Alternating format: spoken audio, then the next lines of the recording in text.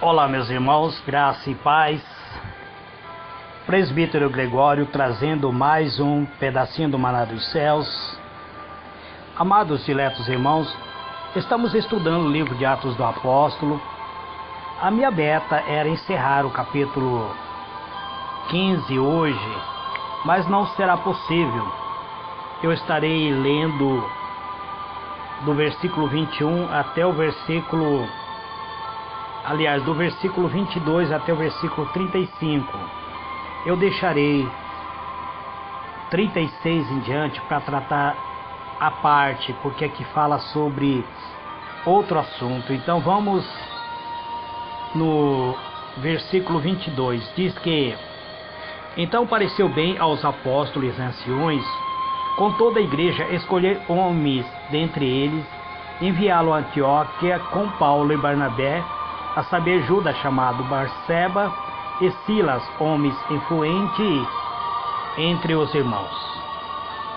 E por intermédio deles escreveram a seguinte: os apóstolos e irmãos, aos irmãos dentre os gentios de Antioquia, na Síria e na Sicília, saúde.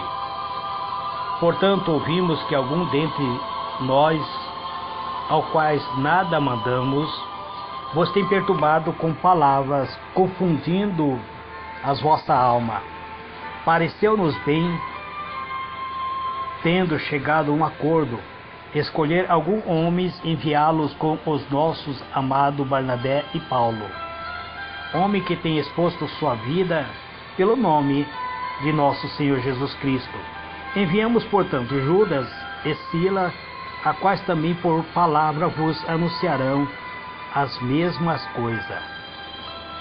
Porque pareceu bem ao Espírito Santo e a nós não vos impor maior encargo além destas coisas necessárias, que vós abstenhais das coisas sacrificadas aos ídolos, e do sangue e da carne sufocada, e da prostituição, e destas coisas farei bem de vós guardar, bem vos vá.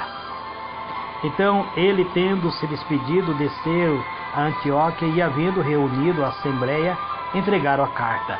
E quando leram, alegraram-se pela consolação.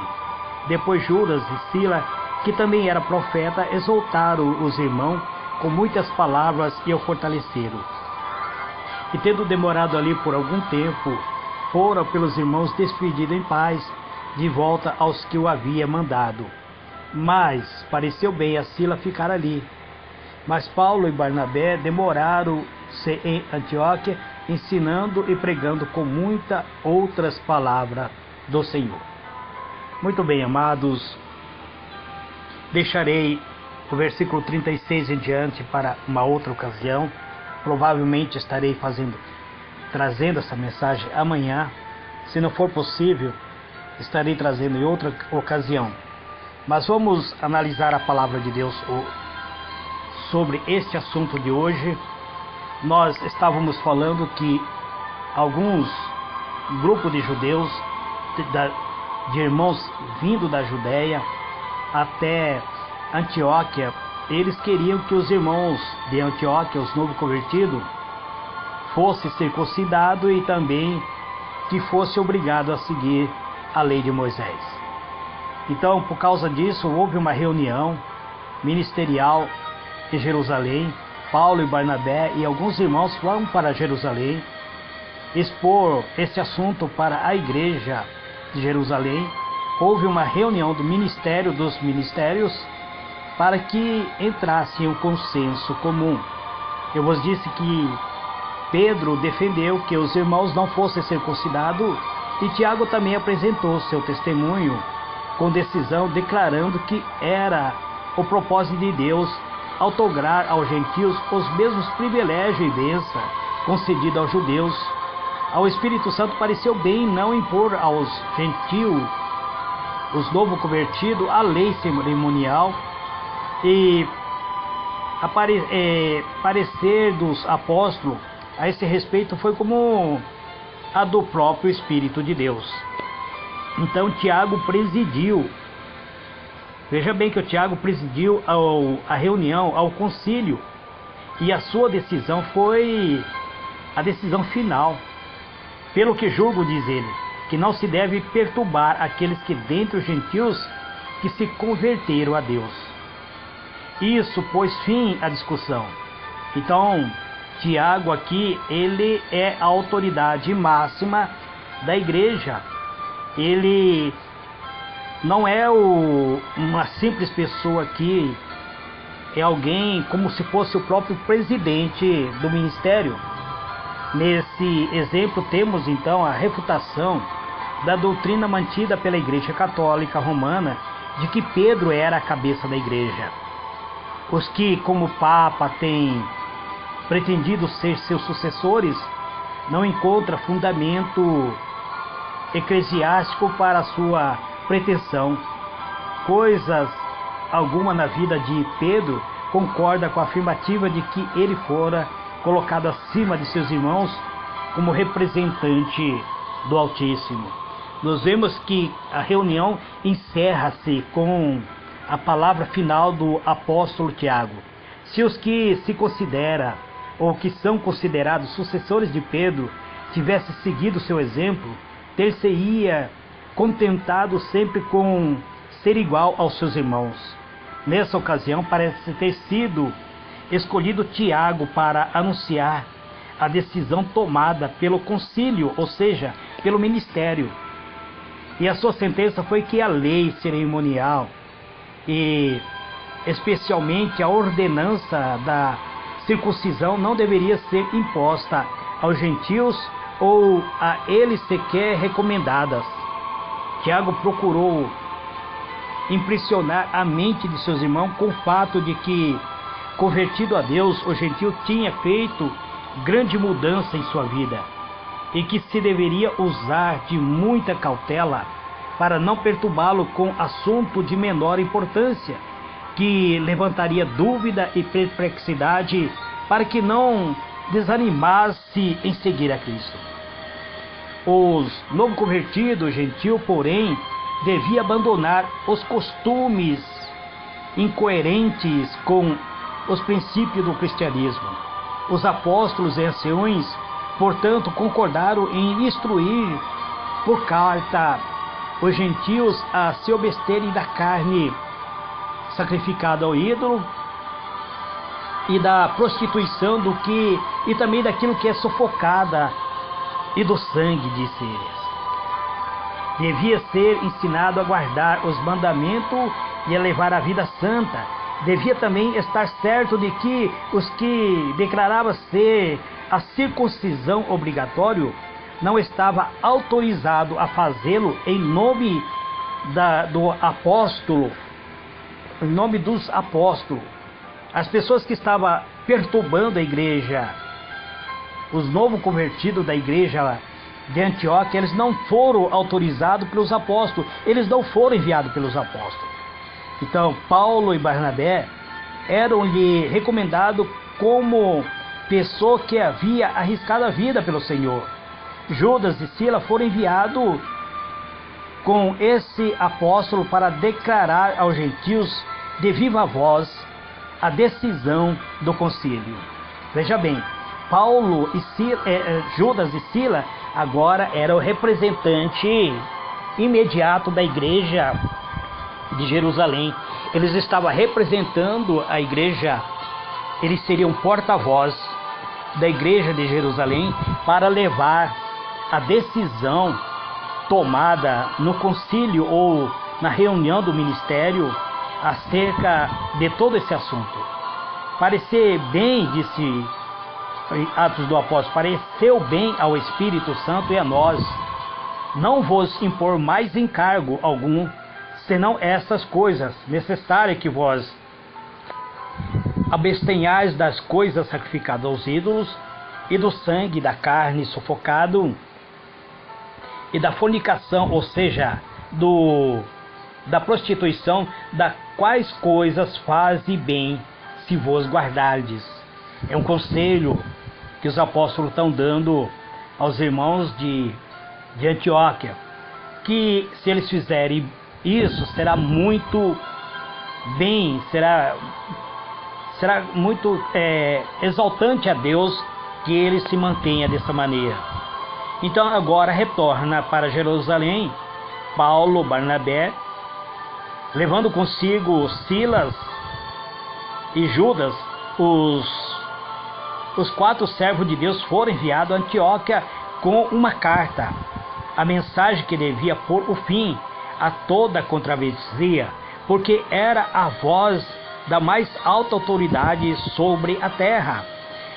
O concílio que decidiu esse caso era composto dos apóstolos e mestre que se havia destacado no trabalho de fundar a igreja cristã, tanto a igreja cristã judaica e também a própria igreja cristã gentias, juntamente com os representantes que eram os delegados escolhidos de vários lugares.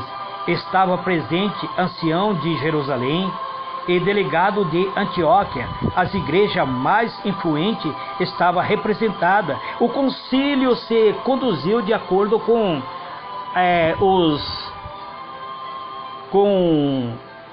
como dizer assim, com a dignidade de uma igreja estabelecida pela vontade divina.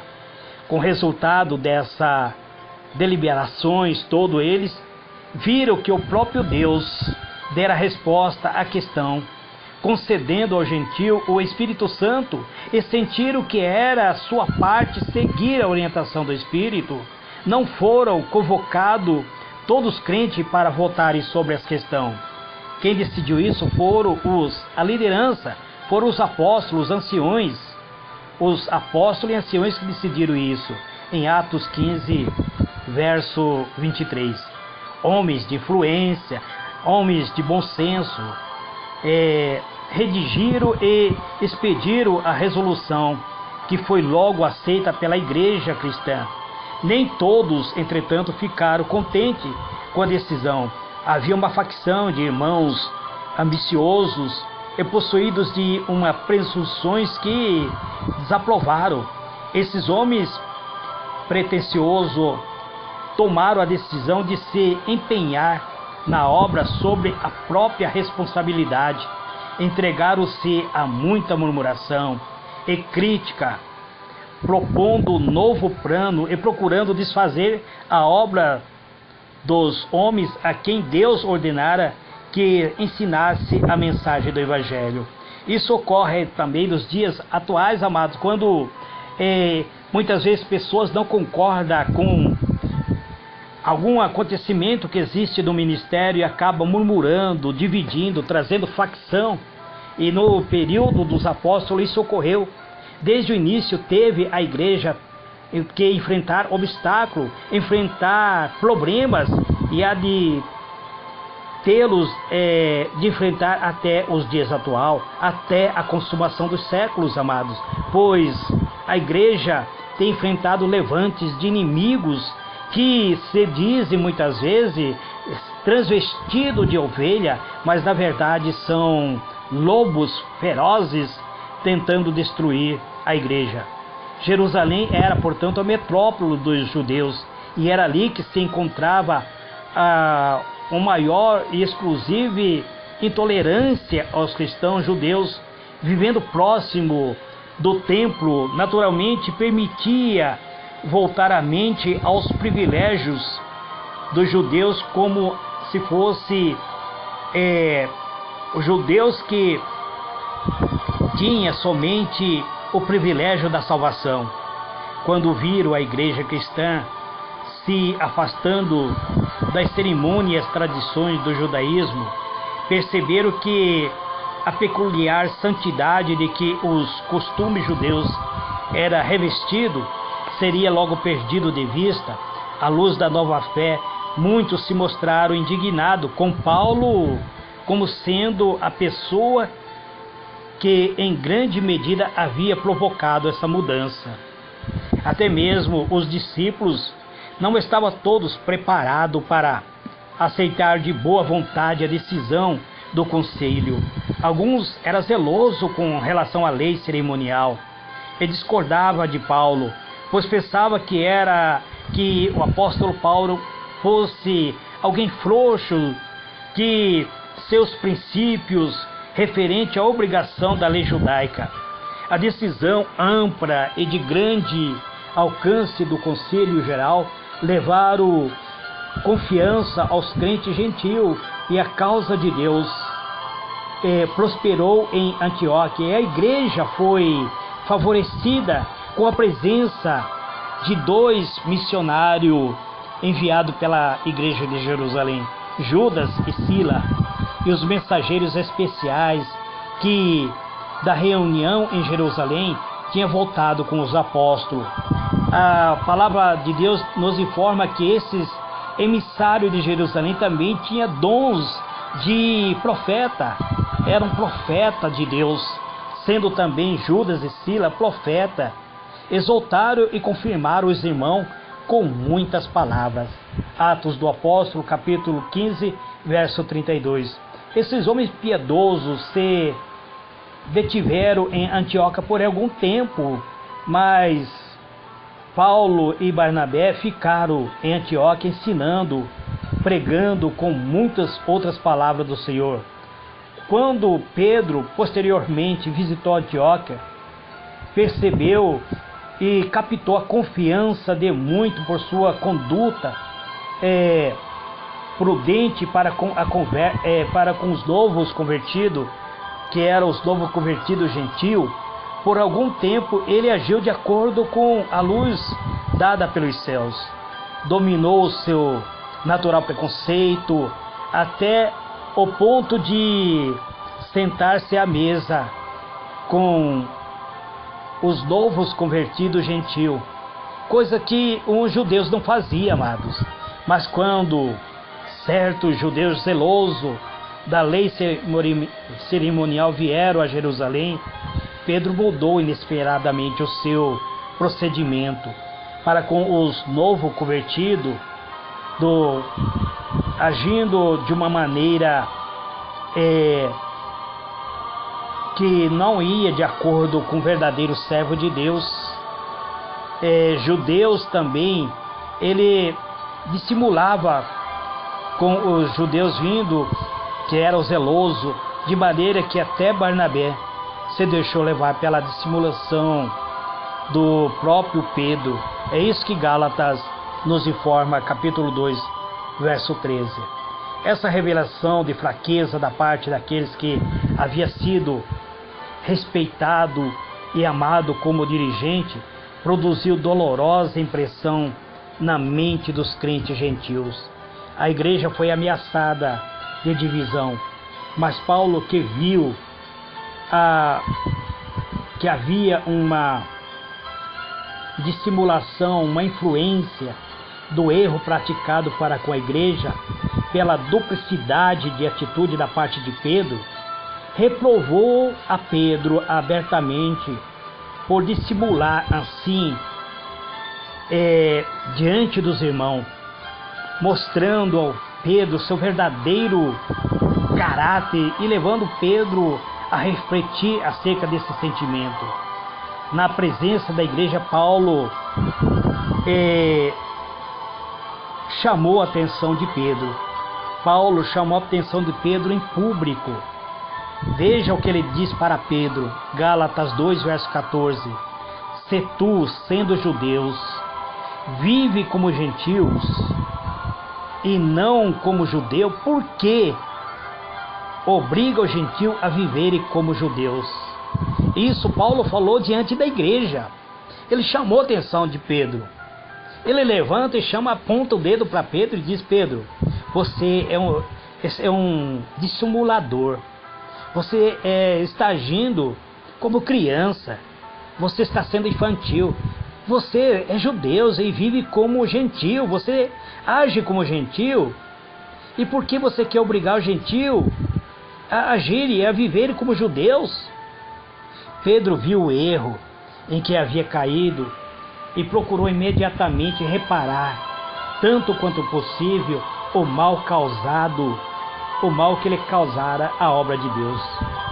Deus, que conhece o fim de todas as coisas desde o princípio, permitiu que Pedro revelasse essa fraqueza, que revelasse essa fraqueza de seu caráter, para que, provando o apóstolo, viesse nada haver em si de que se pudesse vangloriar. Mesmo os melhores homens de Deus, amado, acabam muitas vezes errando. Mesmo os melhores homens se entregam a si próprio, acabarão errando no julgamento. Deus viu também que no tempo por vir, alguns seria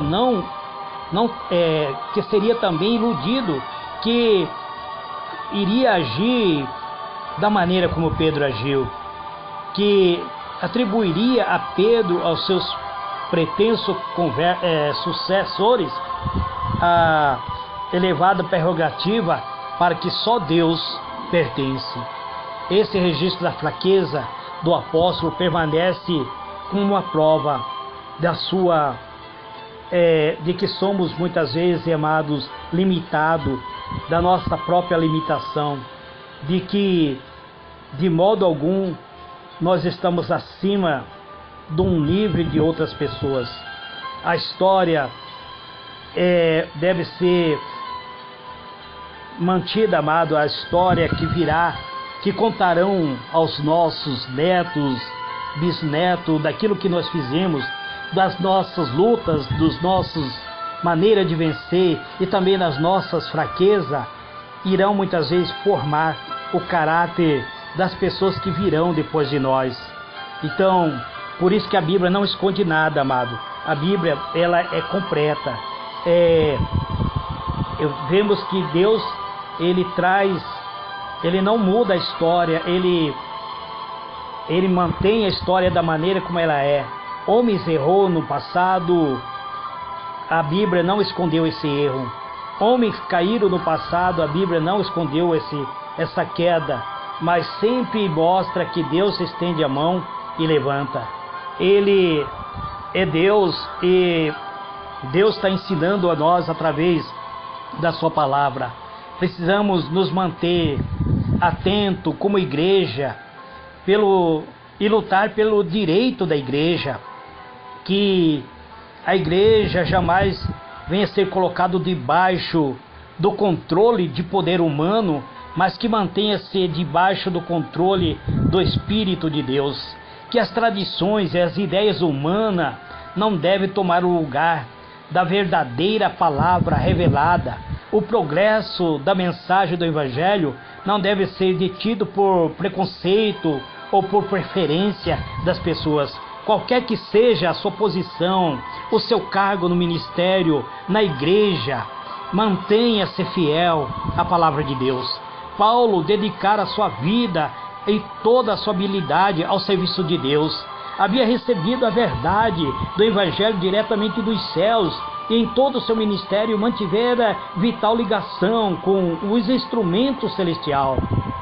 Paulo tinha sido ensinado por Deus com respeito a impor os encargos desnecessários aos cristãos, que não deveria colocar carga sobre os novos convertidos. Assim, quando os crentes que muitas vezes são desobedientes, querem introduzir na igreja algumas questões que venham perturbar a ordem, devemos estar atentos, devemos estar firmes nas decisões tomadas mediante a fé, mas devemos manter firme acerca do ensino da palavra de Deus.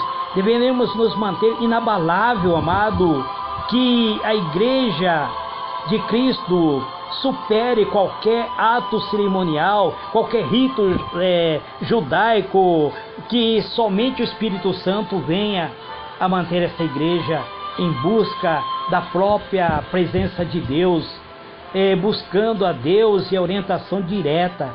Sempre estaremos prontos a reconhecer a autoridade contida no corpo da unidade da igreja, que é o próprio ministério. Assim, amados, os espíritos dos profetas declarou, eles estão sujeitos aos profetas, porque Deus não é Deus de confusão, senão é de paz, como em toda a igreja dos santos. 1 Coríntios 14, verso 32 e 23. Então, amado, da mesma forma que Pedro, ele mostrou a sua fraqueza, que toda a unidade e a qualidade da igreja devia sempre estar atento, amado, para não fraquejar, porque estamos sujeitos às paixões, estamos sujeitos a ser enlaçado, enganado, estamos sujeitos uns aos outros. É isso que Pedro, depois ele disse em 1 Pedro, capítulo 5, verso 5. Este, amado, é mais um pedacinho do maná dos céus que eu trago nesse dia de hoje. Que o Senhor ilumine a vossa mente e vos conduz cada dia mais a compreender o que é viver uma vida de fé, uma vida abundante, revestido pela graça e misericórdia de Deus. Eu não estarei orando hoje, quero encerrar esta mensagem de hoje, porque amanhã eu estarei gravando, falando sobre a separação de Paulo e Barnabé, mas somente amanhã. Que Deus vos abençoe, amados. Fica na paz do Senhor Jesus. Amém e amém.